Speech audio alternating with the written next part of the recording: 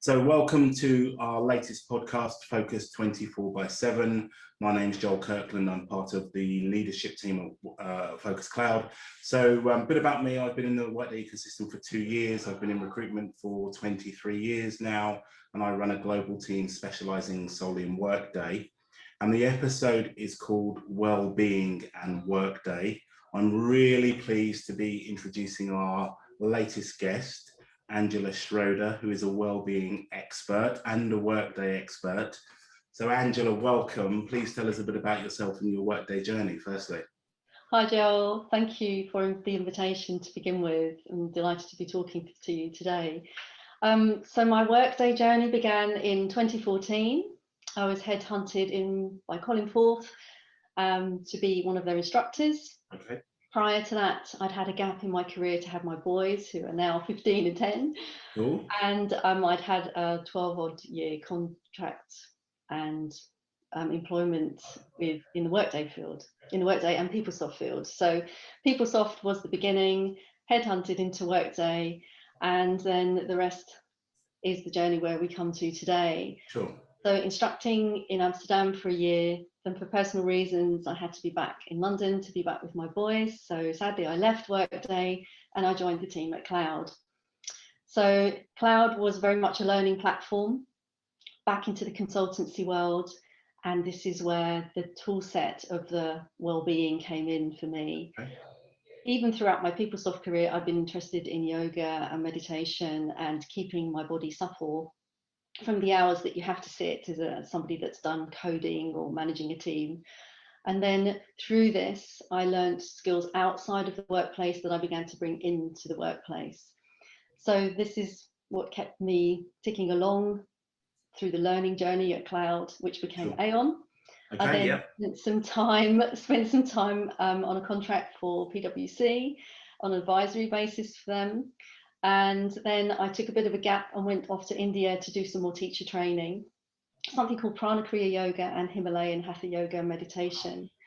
So yeah, so these are things that I've been doing every day as my own daily practice, my own routines to sort of help me through the learning process, through personal life, through learning something new. These systems are complex, as we all know as Workday consultants. The exams are challenging to get through. We have lots and lots of client engagement, manager engagement. And for me, wellness helps me to connect to myself so that I can connect to my teams and connect to others. So then after PwC, I was headhunted to Accenture, and I'm delighted that they asked me to run a wellbeing program for them. So we had a year-long program there, which consisted of a digital detox. Everything that we did wasn't tech related at all. So we had a talk a month, we'd have an activity, and people had the chance to learn something new that was related to their health.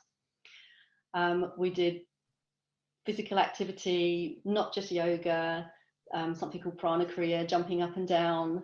I have had comments since then, saying that was crazy what we did. And in an open plan office, it was all a bit crazy. So there are some very funny memories that we have from that time. But yeah, that I was delighted to have been asked to help them there. So it's the experience sometimes of doing something that you might not really understand that is what wellness can be. So implementing some change into your life, trying something new. So then after the Accenture experience, I was headhunted to HR Path, which is where I'm now a project manager. And as project manager, when I go in to teams, designing and looking at either teaching or running design workshops, I will bring in some of these wellbeing elements without people really knowing what they're doing. So again, as I've said, it might include some movement, it might mean standing up, closing the eyes, doing certain breath techniques, walking around the room. And you will be amazed at how you can use your voice to actually help people to start to speak up in an environment where perhaps they might have felt inhibited, that they weren't heard or shouldn't be heard or couldn't say what they wanted to say. So wellbeing is a lot more than what people perceive it to be in the market right now. And that sort of segues into our next point of, Workday and products that Workday are using, like Peakon, where we're asked to fill in surveys, which are amazing. we get client feedback, we get our employees' feedback, but what happens when our wellness isn't there and we don't feel like feeding back at that moment in time? So for me, wellness is that aspect of, are we connected to ourselves enough to feel that we can connect to others? Sure. Excellent. Okay, what a great introduction. Thank you so much for that. So, tongue in cheek, besides jumping up and down, what is well-being, Angela? Give us a bit of a high-level overview about what it actually is. Well-being, so mental and emotional health is really important, Sure. both in the workplace and at home with our families and with our friends. So as I'd mentioned before, if we're in a stressful environment, wherever that may be, we become disconnected to how we feel in our body. You know, we may have so much adrenaline driving us to push us towards our goals and our KPIs that we disconnect physically. So it's a physical awareness as well as that mental and emotional awareness. Okay. So that daily check-in is what, you know, Peakon and Workday do with the tool sets, you know, through movement, health, nutrition, and happiness, through motivation, but to actually put those things into action through contact. So managerial contact with your teams on a daily basis. Wellness in the workplace is that connection. So my personal journey is to teach people techniques that they can take away and use themselves. Okay. So every day at 6:30, I run a live meditation on an app. It's 20 minutes, but you can dip in and out. You can watch it later. You know, using the breath, learning a simple tool like meditation to create some space in your head. You breathe through the thoughts come and go. When you're busy, when you're on a schedule, actually sometimes just switching off and just being in that moment, in that present moment, is what you need to then pick up again and put all your ducks in a row, so to speak, and carry on in your day. So wellness for me is physical, emotional, and mental connection through the breath, through connecting to the body. Wow. Okay. Cool. Fantastic topic. So tell us more about the tools. You mentioned Peakon and Workday. Tell us a bit more about what you can do with these technologies. Well, as project manager at HR Path, I've been looking at, and they have asked me to look at some options for employee engagement. So we've had conversations with Peakon. We've also had conversations with Stripe, it's another company. And these are through questionnaires. So they can be put in place either weekly or monthly or at your choice. And they are designed to start to get the employee feedback, the engagement. And then from that, you get a dashboard of information with the sentient data. So if you're an employee that anonymously likes to give feedback, you'll then feel heard because managers can then comment on these questionnaires that you filled in. Okay. And then you can know as a team member, oh, actually, I am being listened to. So it is worth filling these things in. And then those insights from that sentient information is taken and put into driving meaningful change going forwards. I am an advocate for this as a first point, but through my personal journey through wellness, I think there needs to be another level to that. So after you've collected all this information, after you've talked to people about their goals, what they want to do, what it means to be part of their company, it's connection. So taking the camera off, putting camera on, or getting face to face. And if we can't right now, then going and meeting somewhere. Sure. Actually starting to connect again since COVID, since we've been disconnected and not been allowed in the same room or within 2 meters of each other. It's finding that space to actually get to know each other again. Because I think if people have had emotional and mental issues, that they may not be aware of them. And it might be that they think, oh, why do I have to fill in this questionnaire? I don't want to fill in the questionnaire. So from a wellbeing point of view, I want those people to be engaged. Those are the ones that slip through the net. And for me, as a wellness model, I want to make sure that I've gathered everybody's information and that everybody's had a chance to feedback. And if they are not engaging in questionnaires, that there is a method that we can connect in. Sure. Okay, cool, good stuff. So let's talk about kind of busy workday projects and deployments then. It's high pressure, there's deadlines, there's lots going on. What would your advice be to somebody who's involved in that? How are they going to look after themselves? Yeah, I mean, that's a really good point. Especially if it's a project, something like launch, where it's quick and it's fast. We all know the methodology as Workday consultants to have your own, as an individual of being a consultant, to encourage your team as a manager, encouraging each of your employees to have their own practice. So either give them access to meditate every day, encourage them to have a daily routine. So keep hydrated, make sure you're getting up and moving, every half an hour, set reminders on your phone, put stickers on the top of your screen, make sure you're sitting comfortably. So, breath work, physical movement, hydration. Are you eating well? If you know you're going to have a really busy day, can you prepare that up front? Can you ask someone to come in and do that for you? Making sure that you've managed the process around the process itself. So we're all very busy, and myself as a project manager included, in going through our checklist. Everything is checklist. Has this done? Is this done? Is it time for a DA check? Wow, actually, is it time to breathe? So for me, it's okay. Having done all of this for 20 plus years in my career, and we're all driven in what we're doing, it's very easy to get stuck into an issue, and so then 2 hours, 3 hours to have gone by and you haven't even moved. So setting those reminders to get up and move and have a drink would be my first point of call. Okay. Outside of that, I have a concept where I have a team of people to come in along the stages of the methodology, and those would be in a separate room, and they would be there to motivate your team. So they'll come in, they'll do some facilitation with managers, they'll help everybody engage in a different way, a bit like icebreakers. And we have fun tools and techniques and breath work. Also, there can be a hands-on element once we are allowed back into the office. When you know that you're going to do your data conversion, for example, you're going to be really stiff and sore, we can have teams come in to help you move and to help to actually relieve your body in that way. But that's another conversation, probably for about mid-time next year when we're actually allowed to do this, Joel. So, but yeah.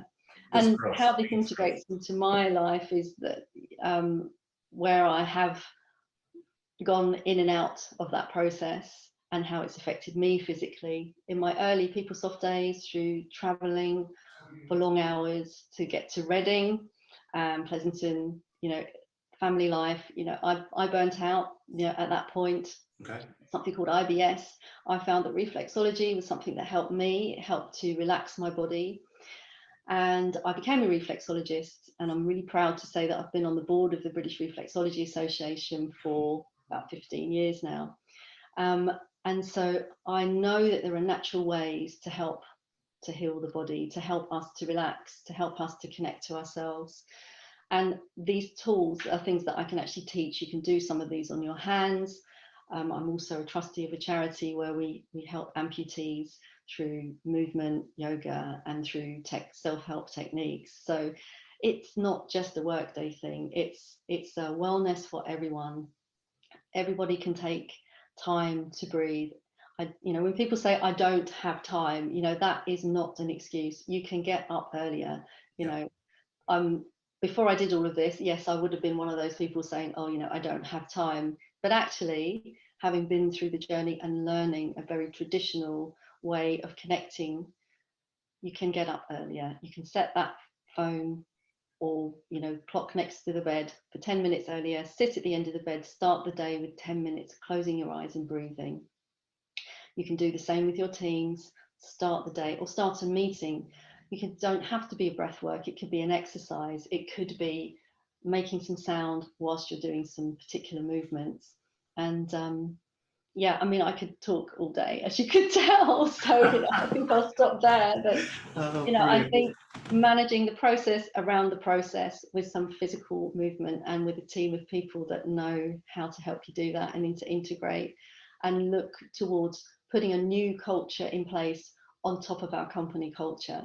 So and that's around culture itself, so like a wellness at work culture. Sure, got it. Okay, no, great insight.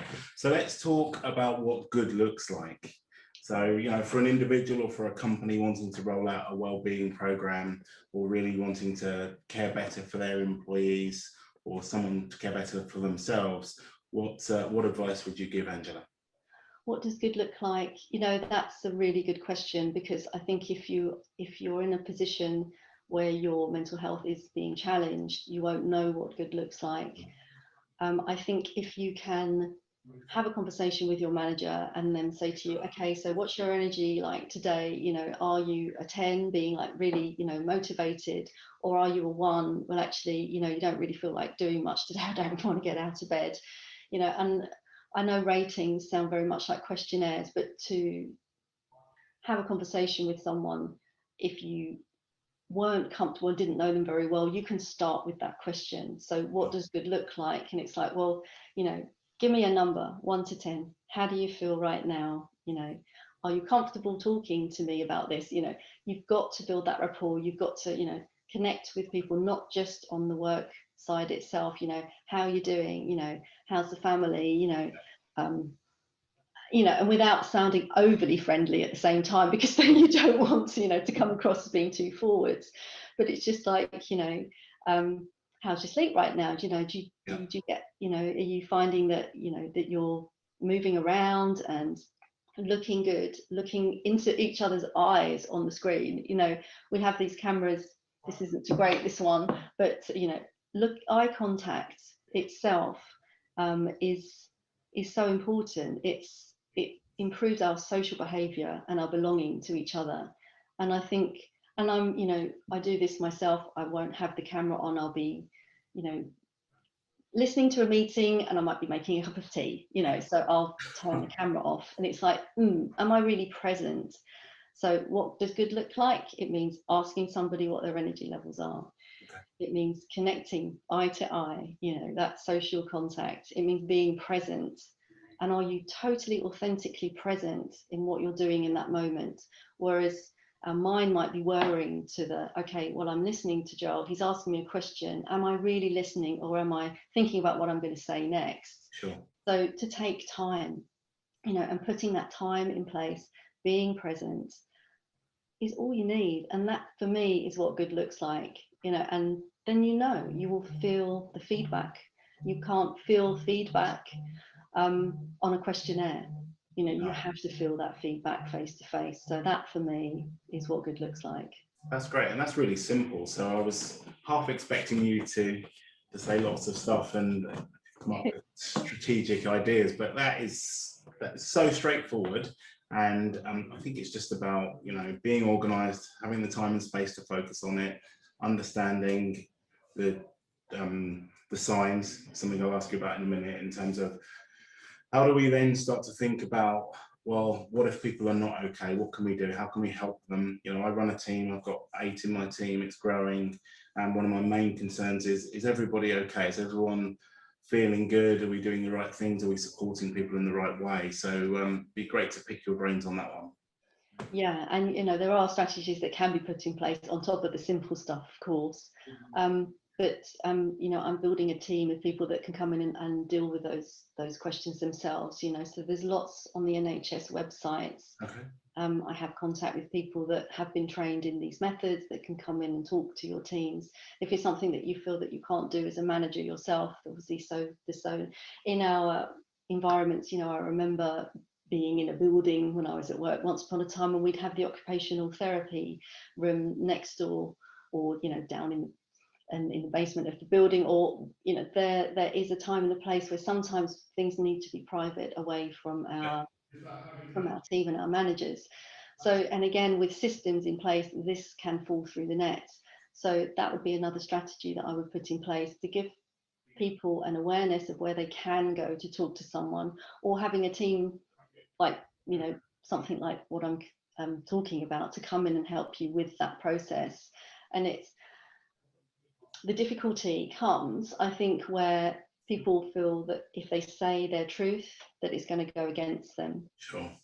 And I think this is what I wanted to impress about the systems, is that they do really want your engagement, and it's not going to be you know, it's not going to come back at you like a stick. You know, they're not shaking a stick at you saying fill in this questionnaire or else. But there may be a mindset behind that. And I think in having people come to you to help you to build your team as a manager, you can put that strategy in place in having people to help you to ask the right questions through mental health, getting connected again, team building activities. I mean, you know, I'm showing my age now, but, you know, back in the day when I sort of started out my journey in IT, I remember so many team building activities. You know, we'd get out, I remember a PeopleSoft couple of weekends we go tank driving, or we would go sailing, you know, after a conference. You know, we are not getting to conferences. You know, the Workday conferences are epic, as you know. But, you know, from a wellness point of view, there's a lot of alcohol flowing through all these things. Actually, that's not really great for your immune system, because if we're talking about being healthy and keeping our immune system strong because of COVID, what we can do is have a healthier way of getting together. So bringing people to you to address your teams when we can't get together as a whole body of PeopleSoft consultants.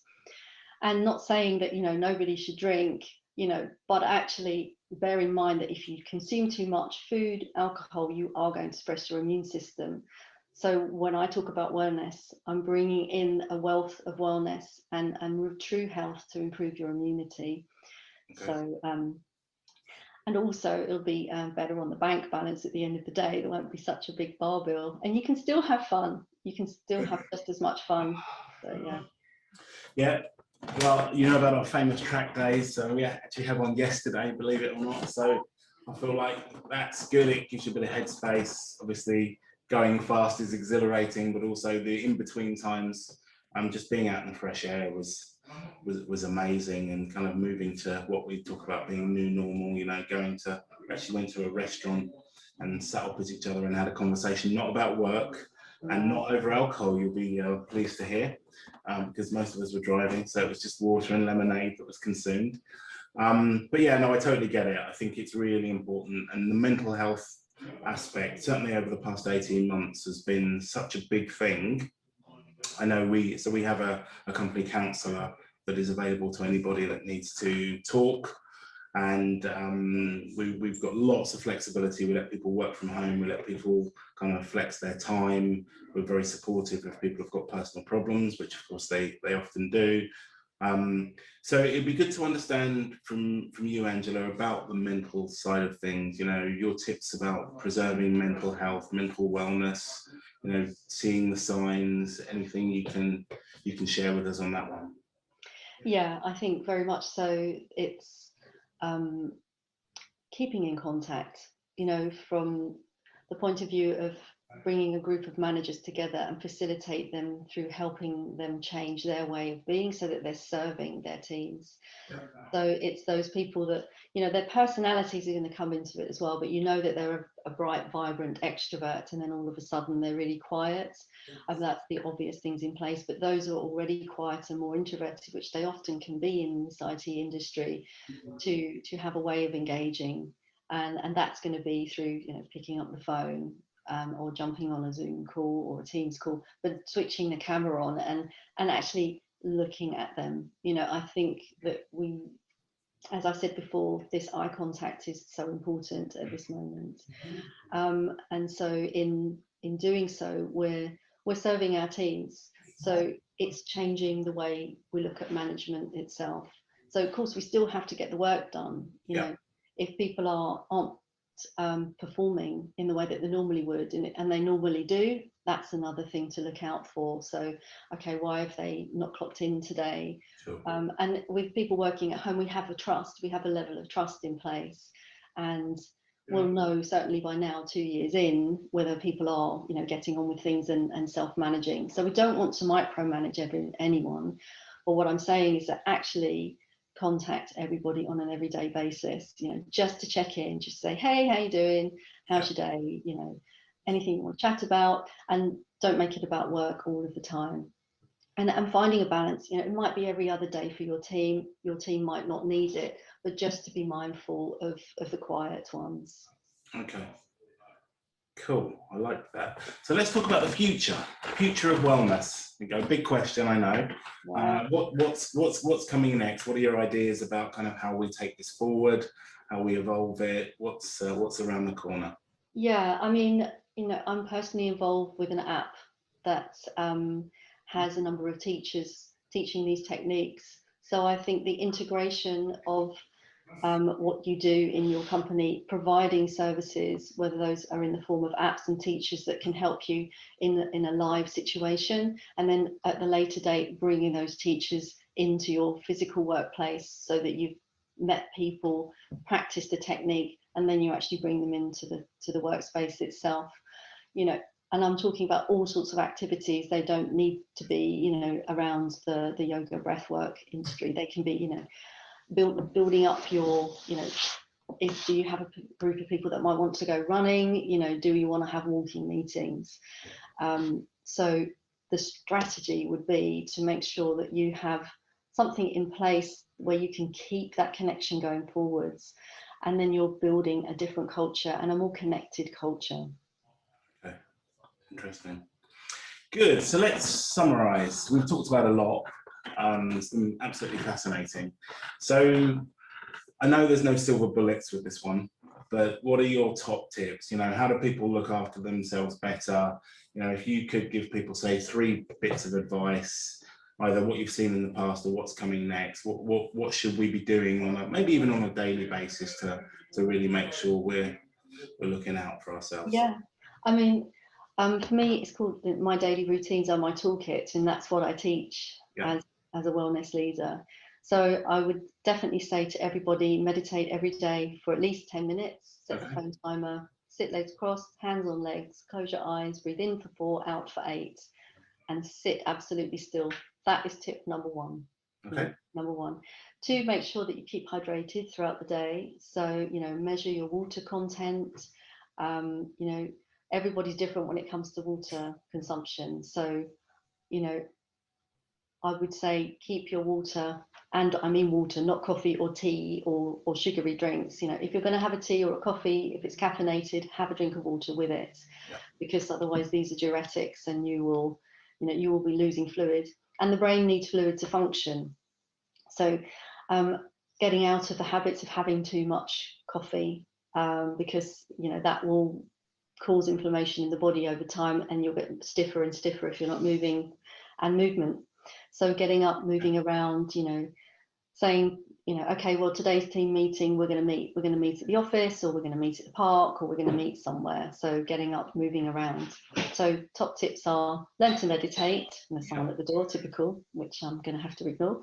So learn to meditate, make sure you're drinking enough water and having some sort of activity where you're moving around. And, I have some funny techniques that I'll do and that I'll teach during meetings where people will get up and move whilst they're in the meeting. That's better when you're in person. I've been teaching for Gucci in Shanghai and Milan a couple of years ago, and they were surprised that it's like, right, everybody, can you get up? Can you take your shoes off? Okay, now we're going to walk around the room. Now we're going to do this and do that. And it really broke the ice. So icebreakers. Yeah. Fantastic. Do something different. And not everybody's going to like these things, but I think if you can have some fun with it, whatever that might be, be light with it, be jovial with it, don't make it too heavy, because life and implementations can be long and challenging. So motivate people, drive the energy forwards, manage and lead, and that's my top tips. So I do have one more question for you, but I'm going to tell you about something we do. It's called an energizer. It's at 11 o'clock Monday, Wednesday and Friday. And it is an icebreaker. So today's energizer was that you had to introduce yourself in a funny way. I can't repeat all of the things that were discussed, but it was very funny. And it was, it's just to make people laugh, get them up, get them ready for the day, make sure that we're kind of being a bit quirky and a bit different. So I wanted to share that one with you. And on that theme, it'd be great to hear what stuff have you done that is funny or is a bit out there that you can tell us about. Oh yeah, I mean, having fun is top of the list, really. So some of the Prana Kriya techniques that I did with Essentia meant certain exercises where you make very loud noises, so like chopping noises, and it can look a bit like a martial art. So that jumping up and down and making noise allows people to start speaking up. You know, I'm not set up to demonstrate when the camera's too close to me, but the movement and the breath and the sound are all fun techniques to do. I mean, I love the idea of you guys bringing a comedy element in. You know, I think that is a winner all of the time, you know, to engage anyone in conversation and to build that rapport. But yeah, I would say the Kriya exercises, the noisy Kriya exercises where you're using the breath and movement and repeating movements. So, and they're loud, but maybe you might want to book us to come and do a class for you, and then I'll show you. So. Okay, sounds good. Yeah, well, I can't say no to that. So excellent. Good. All right. So listen, it's been really insightful. Thank you so much for your time and your insights into well-being, a really, really important topic. So I hope people can take lots away from this. I've really enjoyed it. So so thank you very much, Angela. Appreciate it. You're welcome, Joel. Thank you for the invitation. It's been a pleasure.